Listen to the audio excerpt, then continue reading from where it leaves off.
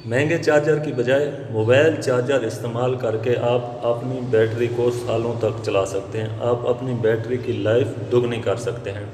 नाज़रीन, इस पर आज हम बात करेंगे। मैं आपको बताऊंगा तमाम तफसील कि किस तरह आपने ये चार्जर इस्तेमाल करना है, गो आप पंखा चलाते हैं या वो। सबसे पहले मैं आपको बताता हूँ नाज़रीन कि ये बैटरी ख़राब क्यों होती है। और ये बैटरी की प्लेटें हैं निकली हुई, ये आपके सामने हैं, आप देख रहे हैं। इस बैटरी का ये हाल इस वजह से होता है जब आप बड़े बड़े चार्जर यूज़ करते हैं और चार्जिंग की वजह से बैटरी ये हाल होता है। फिर आप देख रहे होंगे कि मार्केट में मुख्तलिफ केमिकल के इश्तिहार आप देख रहे होंगे कि इससे बैटरी जो है आपकी बच जाएगी, आपकी पुरानी बैटरी ठीक हो जाएगी। ये टोटली फ्रॉड होता है। बुनियादी तौर पर ये चीज़ें आप देख रहे हैं, कोई भी ऐसा केमिकल नहीं आया जो ये सिक्के की जो ये प्लेटें होती है बैटरी की, ये कभी नहीं जोड़ सकती। ये टोटली फेक स्टोरी होती है कि जनाब फलां चीज़ टाटरी इस्तेमाल करें। कई वीडियो आपके सामने यूट्यूब पर गुजरी होंगी, टोटल ये फेक और फ्रॉड होता है, इसमें कोई हकीकत भी नहीं होती। अब मैं आपको बताता हूँ कि इसकी वजूहत क्या हैं, कैसे आप अपनी बैटरी को बचा सकते हैं। तो सबसे पहले नाज़रीन, ये आप चार्जर देख रहे होंगे, एक मोबाइल चार्जर है जिससे ये बैटरी जो है चार्ज हो रही है। मैं आगे चलकर इसके वोल्ट एम्पेयर भी आपको दिखाता हूँ और एक और चार्जर भी मोबाइल का इसी तरह का मैं आपको दिखाऊंगा। इसमें आपको मैं पंखा भी चला कर दिखाऊँगा और इसकी मुकम्मल डिटेल बताऊँगा कि ये कैसे काम करेगा, कहाँ से आपको मिलेगा या आप कैसे बना सकते हैं। तो नाज़रीन, ये आम तौर पर ये जो चार्जर है ये अब 12 वोल्ट 7 एम्पियर करंट दे रहा है। अगर आपके पास बैटरी 20, 30 या 40 तक है तो आप उसे 7 एम्पियर से ज़्यादा का चार्जर नहीं लगा सकते। आप अगर लगाएंगे, आप और चार्जिंग करेंगे, आपकी बैटरी जो है जैसे मैंने पहले आपको दिखाया कि उसकी प्लेटें जो है ख़त्म हो जाए। अब ये देख रहे हैं आप, ये 14 वोल्ट पे ये जो बैटरी है ये इसी चार्जर से चार्ज है। अब चार्जर के वोल्ट और एम्पेयर भी मैं आपको चेक कराता हूँ कि इसके जो एम्पेयर हैं चार्जर के कितने हैं या इसके जो वोल्ट हैं वो कितने हैं, ताकि आपको तसल्ली हो जाए। ये आप देख रहे हैं आपके सामने तारें जो चार्जर के हैं, इसको मीटर के साथ हम करते हैं तो ये देख रहे हैं आप कि ये 12 से 14 वोल्ट तक बैटरी जो है अब पहुंच चुकी है। 14 वोल्ट इसकी बेहतरीन चार्जिंग होती है। इससे और चार्ज अगर आप करते हैं तो इसके जो सेल्स हैं वो ख़राब हो जाते हैं। अब ये आप देख रहे होंगे कि इसकी चार्जिंग जो है वो कहाँ तक पहुँची है। अब यहाँ पर भी आप देख सकते हैं कि वो उसको चार्जर जो है चार्ज कर रहा है। अब इसी चार्जर पर पंखा भी मैं आपको चला कर दूँगा और इसके आगे चलकर एम्पेयर भी मैं आपको चेक करवाता हूँ। अब देख लें इसके जो एम्पेयर हैं डीसी वो कितने हैं। तो ये आपके सामने तार, इसको कांटेक्ट कर दिया हमने।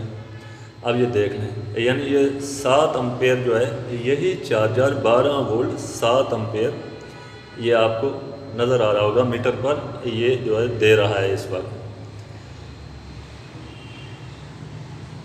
ये मीटर चल रहा है, आप देख रहे हैं, यानी कि ये 7 एम्पेयर जो है ये चार्जिंग देता है। सबसे ज़रूरी अहम चीज़ होती है, जितनी लो चार्जिंग आप बैटरी को देंगे उतनी आपकी बैटरी बेहतर चलेगी। ख़ास तौर जो इलेक्ट्रिक मोटरसाइकिल हैं, स्कूटी हैं, उनकी हम जब हाई वोल्टेज चार्जिंग उसे देते हैं तो इनकी बैटरी जो है तबाह इसीलिए होती हैं। अगर हम उन्हें लो चार्जिंग दें तो वो बैटरी की लाइफ दुगनी होती है।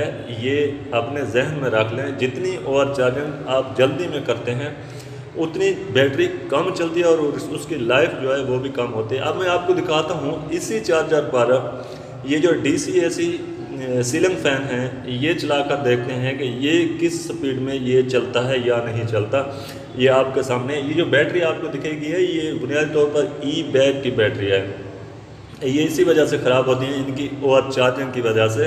अगर चार्जर आपको मिलता है बड़ा तो उसका क्या तरीका है वो भी आगे चलकर मैं आपको बताता हूँ कि उसको आपने छोटा कैसे करना है। या ये आपके सामने आप देख रहे हैं कि फुल स्पीड में जो ये पंखा है ये चल रहा है इसी चार्जर के ऊपर, जिस पर आप बड़ा पैनल लगाते हैं या बड़े बड़े चार्जर या सप्लाई।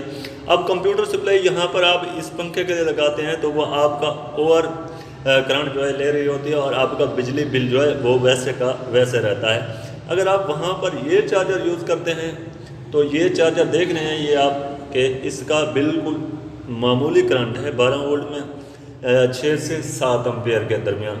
तो ये आपको नज़र आ रहा है कि किस तरह ये पंखा चला रहा है आपका। इसके बाद एक छोटा चार्जर मैं आपको ये दिखाता हूँ कि उस छोटे चार्जर पे आप जो है किस तरह ये पंखा चला सकते हैं। ये तो चार्जर है 7 एम्पियर का।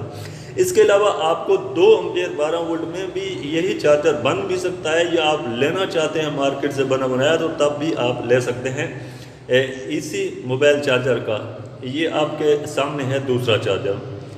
अब ये है 2 एम्पियर में, जो पेरे वाला है वो 6 से 7 एम्पियर 12 वोल्ट में है। ये 12 वोल्ट 1 से 2 एम्पियर या 1.5 एम्पियर में ये चार्जर अवेलेबल है मार्केट में भी आमतौर पर। अब अगर आप खुद बनाना चाहते हैं तब भी इनकी सप्लाई वगैरह जो है इलेक्ट्रॉनिक्स की दुकान से आमतौर पर मिल जाती है। अगर आप थोड़ा सा भी जानते हैं तो ज़रूर आप उसे बना सकते हैं।